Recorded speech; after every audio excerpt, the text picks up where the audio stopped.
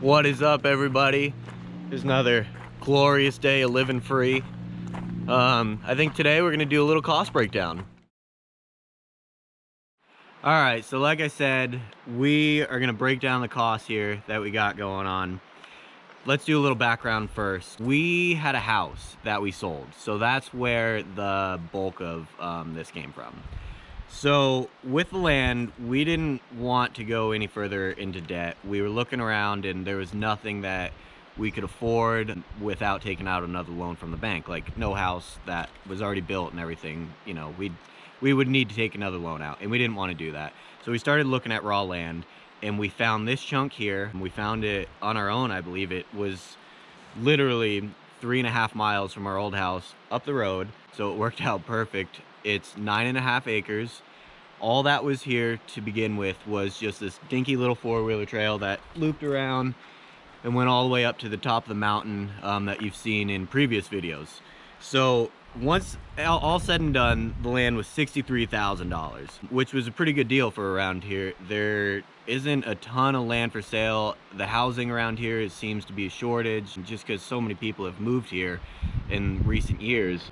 So we got very lucky with this location. Land elsewhere may be cheaper. I'm sure it is. I'm sure you could find a different chunk of land and save a little bit on land. But that's how much we spent. So out of $120,000 that we started with, there's $63,000 right away for the land.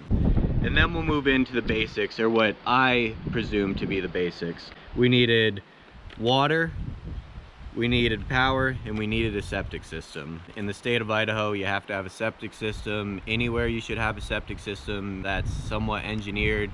It's a tried and true way to keep stuff out of the ground. We are 200 feet from a creek that we don't want to ruin in any sort of way, and that kind of made it a little difficult. We had to put it, you know, in the right location to get it far enough away from the creek, up to code. So let's see, I estimated that to be $5,000 on the high end, and on the low end, $3,500. Right now, we're only $1,000 into it because we have the permit, the approved permit, but we just haven't made it to that stage in the building process. For people that might ask, the slab is already poured. Because of the grade, the plumbing is going to come out of the shop about 8 feet up, and then it'll be gravity fed from there, which actually works out perfect because the living quarters is second story, so you should be able to make it work.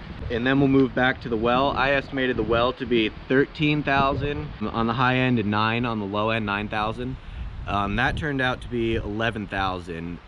We got a really fortunate deal on that. The well driller drilled the first well and just was such a good guy. Since we didn't have hardly any water in the first well after 200 feet, you know, he did another one just for another $1,000. He did the second well and he went to 40 feet, which was, he hooked us up. And now we have water. It's not absolutely perfect, but we're gonna make it work, and that's further down the road. We haven't totally addressed that situation as well either. And then with power, we wanted to do off-grid initially, but with the design, since we're doing a shop house, there's certain pieces of equipment that I want like to put in this. With the 16-foot overhead on the left side, that's enough room for an overhead crane, for a car lift, certain, you know, welders. We didn't want to be drawing on a battery fed system with all that equipment, and possibly having a limit on how much you could use that.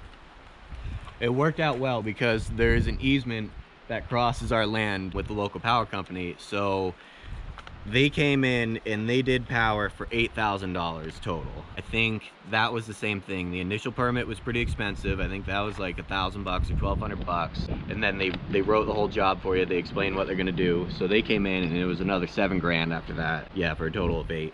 I had estimated that to be a low of $7,000 and a high of $10,000. So we were right in the ballpark with that. And then we needed equipment to do all of this, so I made a rental category. And for the rental, I evened it. I was at $1,500 for everything, and we are right at $1,500. And I think we're gonna have to rent that machine one more time, just to maybe clean some stuff up, tie the wells together at the bottom, put the septic in. Hopefully we can do all that in a weekend. So we'll be a little over on that.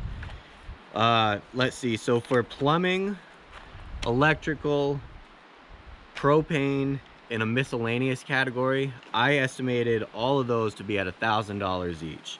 As of now, we haven't spent anything on plumbing because we haven't plumbed anything. Electrical, I bought wire to run to the wells, and I bought 2 spools of wire. I ran also a 120 just down to the lower landing, so we have some sort of power down there just to plug into if we ever need it. So for electrical right now, we're at about $750 for the wire, and I think I have enough wire left over to do everything in here. We'll see. It won't be much if I need to get a little bit more. With propane, we need to have some sort of backup heat in case we go somewhere during the winter if we're not here for any extended amount of time. We're gonna do a wood stove, and that's our primary source. That's been mostly our primary source for who knows how long. We always get firewood every year. So we're gonna do that, but we need some sort of backup. So we're getting a propane tank. I think I'm not sure the size.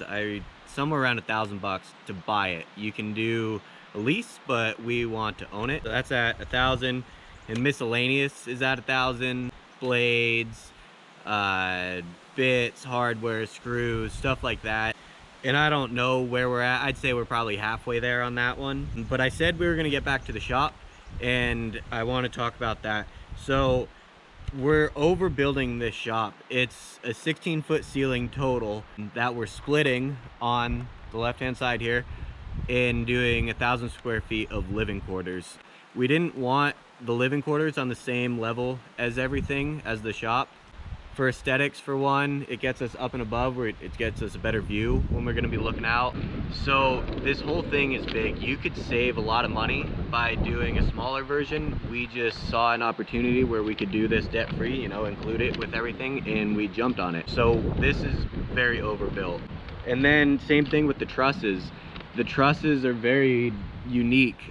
We had initially designed this just like a typical building to shed both directions with a slope going both ways, but we had to do a mono truss, as you've seen, so that bumped the price up for a total of $7,000 for the trusses. Initially it was going to be under our guess of $5,000. It was like $4,300, and we were real excited, and then we got to thinking and figured, well, we can't just dump all this water right into this hillside or else we're gonna run into some problems.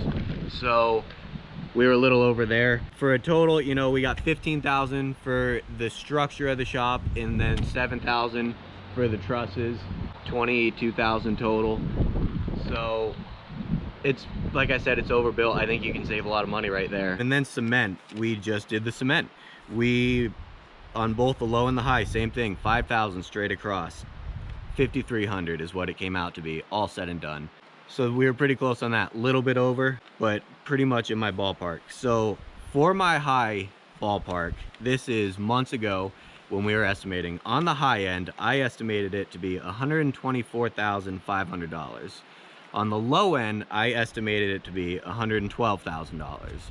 Right now, to date, we have spent $109,550 on everything. Like I said, everything I just mentioned, that is where we are at. What we still need to get is the metal for both the roof and the siding. That's probably going to be around $5,000, I believe. Actually pretty close in there. We've already got that quote. What else do we need? We need insulation for inside, $1,500 maybe a little less, hopefully. And then the septic system, and we're pretty much there, I believe. We've purchased all the other supplies. I've purchased all the lumber. We'll need drywall for the inside to finish it. You know, I don't know how much drywall is. I'd guess no more than $1,000 there. But that still puts us under that $124,000. Not by much, but it puts it pretty close with everything going on. You know, I've not been working, as you guys know. Liz has been working, but her hours has been cut, so we don't have a ton of income. So we're pretty much living off a chunk of this and making it work. So like I said, some of this is going to be higher than where you are, some of this is going to be lower than where you are, but do your research.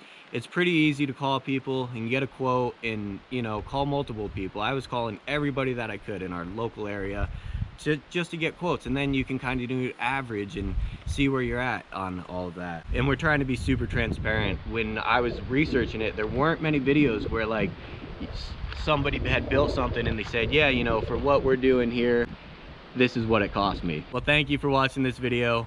If you don't mind, hit that like button at the bottom, and if you'd like, subscribe for future videos. I got blocks ordered. Blocks will be here Tuesday. Going there. Just waiting for this to cure just a hair more. Like I said, I've been trying to keep it wet. I need to spray it down, actually. It's drying out. So once this is cured, then we'll start hauling lumber up, standing up some walls, and hopefully it'll be sweet. Thank you. We'll see ya.